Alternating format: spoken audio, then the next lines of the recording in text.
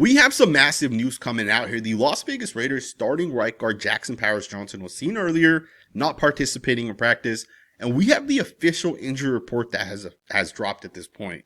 Jackson Powers-Johnson is dealing with a concussion. And if you guys don't know the history of Jackson Powers-Johnson, this guy missed time last season literally for the same exact injury. As the training camp ended last season, the preseason kind of came to a close. JPJ did not participate, right? He missed like 2 or 3 weeks of the preseason as it kind of came to an end last year. And he even started the season on the physically unable to perform list, and he missed the first 2 games of the 2024 NFL season.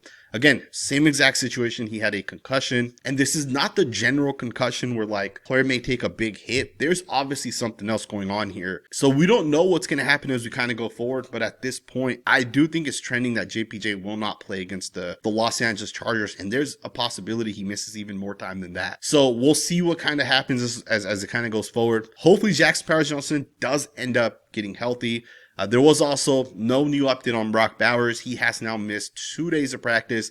There's 1 practice left, which will be tomorrow. If Brock Bowers cannot practice tomorrow, he'll be doubtful to play against the Chargers. And according to some of the Raiders beat reporters, Vincent Bonsignore, for example, did write an article yesterday. And in that article, he basically said if he was a betting man, he essentially would not, he does not think Brock Bowers is going to play. Those weren't his exact words, paraphrasing.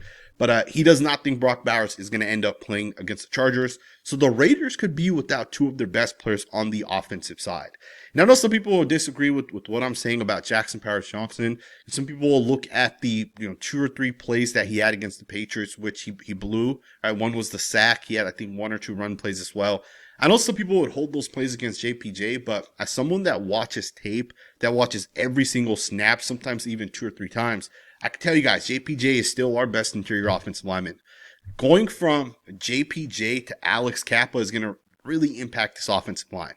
Alex Kappa is not a good football player, and I don't know how else to describe that other than just telling it to you guys. DJ Glaze is still unproven as well, right? He had, I think, like 12 or 13 losing snaps against the Patriots. Jordan Meredith had like 9 or 10 losing snaps. He's kind of not that good either. To go from an offensive line where you have JPJ at right guard, he can help the right tackle, he could help the center. To go from him to Kappa and then have an offensive line of Meredith, Kappa, Glaze against that defense as well. Jesse Minter, phenomenal defensive coordinator. The way this guy runs his defense, they do a lot of like simulated pressures. They'll delay blitz their linebackers. They do so many different things, and I think for the Raiders, not having a healthy offensive line is going to impact this roster. Again, we can also go in without Brock Bowers, so we'll see what actually ends up happening. Hopefully the Raiders end up getting healthy.